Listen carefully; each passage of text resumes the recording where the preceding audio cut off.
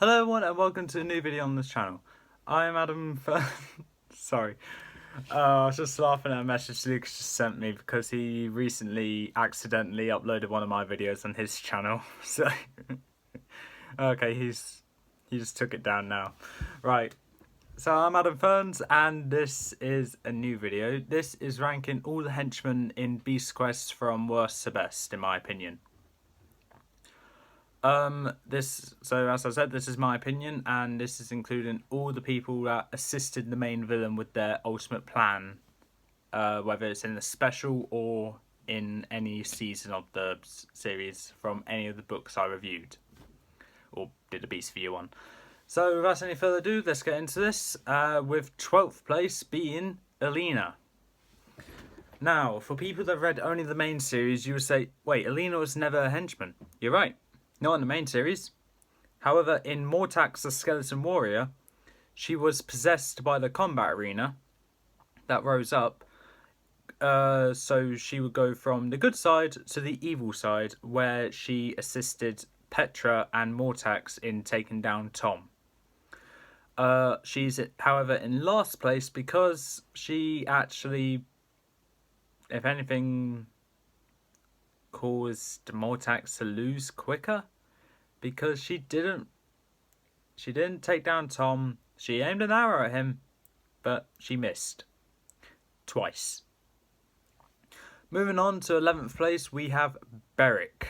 Beric was the assistant to Jezrin in season 19 and the assistant to Malvel in season 20, as well as briefly in 21. In all three of those seasons, however, he disappeared. So he was in one or two books and then gone. In Quag, he got turned to stone but had a breathing hole cut out so he can escape himself, which he did. In series 20, he went to the Isle of Ghosts, and Malvel kind of got out through him, kinda. And in series 21, his body got taken over by Malvel and changed into Malvel's body, causing Beric to die. So Beric has died, and he's barely done anything apart from just help Malvel out of the Isle of Ghosts. He's useful, isn't he? No. 10th place, we have Prince Rotu.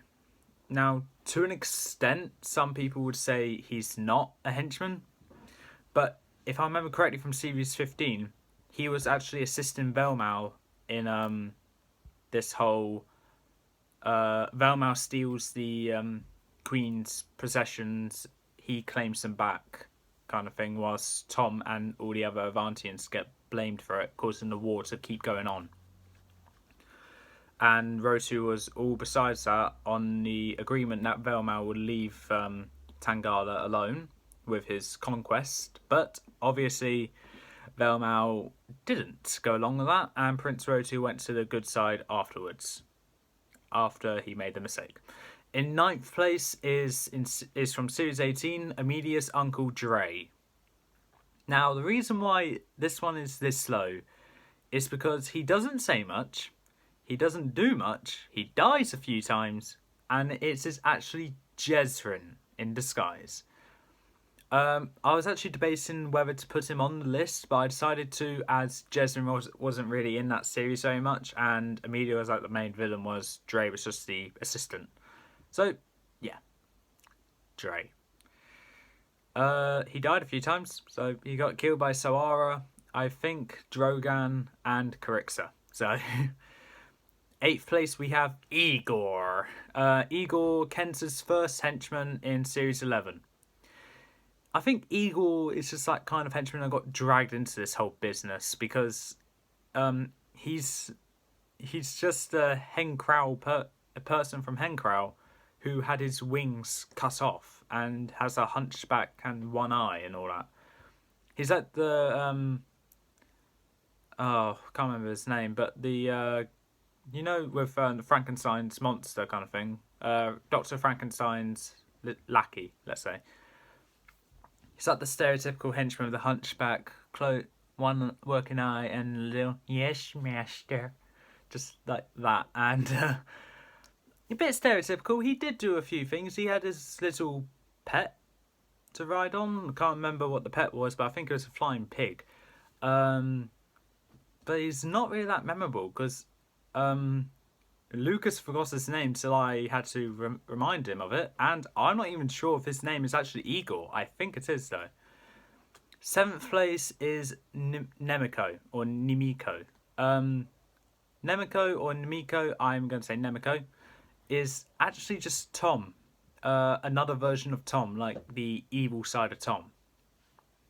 So for some of that special that he was in, which was Arax, it was just Tom versus Nemiko. And it didn't last that long, and Nemiko, I think, died when Arax did, so not much to see from him. 6th place is Sephrina. Sephrina is the sister of Seth. Sephrina's only appearance was in Spyros, and what she did was just basically, most likely assist Malvel with kidnapping Tom's aunt and uncle, and keeping Spyros away from Spyros's form, away from Nordren, which was Spyros's body. So yeah, I guess I'm gonna be honest. Like, all the henchmen up to now, I'll say were pretty bad in my opinion. 5th place we have Capra. Now, Capra's only appearance to me and Lucas as of this time is in series 23, and she was just the henchman to Zircon or King Angelo. All she did was strip Tom of his powers and strip Captain Harkman of his rank. That's all she did. And then towards the end of the series, she found out Petra was alive, and together with herself, Petra, and Tom and Alina, they took down Zircon. Okay. 4th place we have Petra. Now, Petra's debut appearance was in Mortax, where she revived Mortax and was the main villain in Mortax as well. She then later came back in Series 9, where she seemed to have a bit of a change of heart halfway through the series. I'm not sure what caused that, but yeah, a bit of a change of heart. She was originally there to assist Malvel in chucking the Warlock's off in the Eternal Flame, so then Malvel become invincible. And then going further on, we have Petra coming back in Series 19, not as a villain though, but as a good character. And then going further ahead, Series 23, as I just said with Capra. But, so, as a henchman, she was alright. Like, she was good at the time, but since she's not a henchman now, like most of I think all of them actually are not anymore. This one was okay as a henchman, but I think she's better as an anti-hero.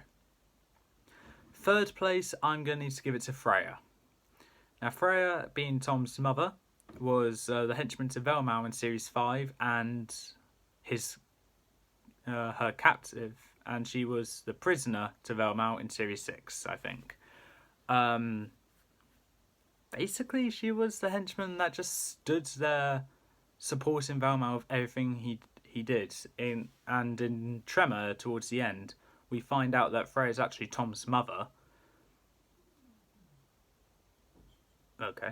And then it was just, she just like stood there. She did throw in a couple of punches, but nothing too major. Like Petra, she didn't do anything major.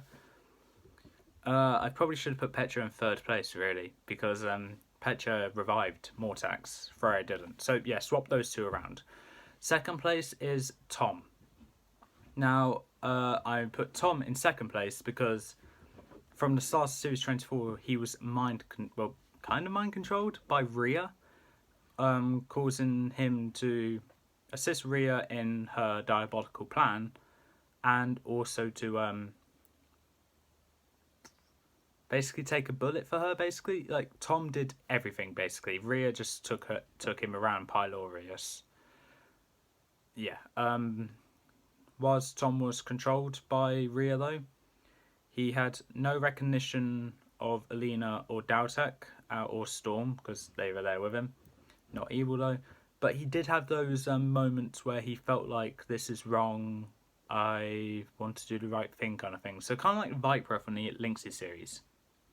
So, yeah. Moving on to the first place. So the first place is the first henchman that was in the Beast Quest, and it was Seth.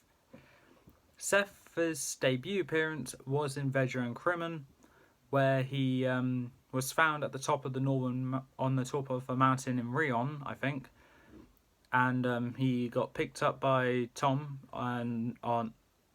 got picked up by Tom, and he just already sabotaged them, and then I think he disappeared later on after a quick scuffle, and then he came back in Score, where he also had a sword fight with Tom, then got away, then he came back in Tusk, in which he had another sword fight with Tom, and then got away again, and then but he was sent by Malvel for those times to kill Tom. All 3 times he failed. So in Sting, he injured himself, so then he won't have to go back to Malvel because he knows he's going to be punished so badly for it. Unfortunately, Tom found Seth and started healing him, and when Seth was fully healed, Malvel appeared and turned Seth into Sting. Seth's punishment for failing Malvel so many times was turning into a beast, and it was a bit bad, but if we count Sting as Seth, he as still a henchman, then he was with Malvel as much as he can, and most likely he's still alive because we haven't got confirmation that Sting died. So for all we know, Sting might still be alive. So, or he bled out from the injury that he got when Tom sliced his tail off. So if he's like Komodo, he died like that. If not, then he's still alive, just without a tail. If Sting just does happen to be alive, I'd like to see him again. But other than that, that's everyone. And with that being said, that is all for this time. If you like what you saw, leave a like, leave a comment, don't forget to subscribe, press the notification bell down in the corner below. This was my ranking of the henchmen from Beast Quest. Join me in the next video where I'll be ranking the realms and or locations in Beast Quest. Until then, peace out.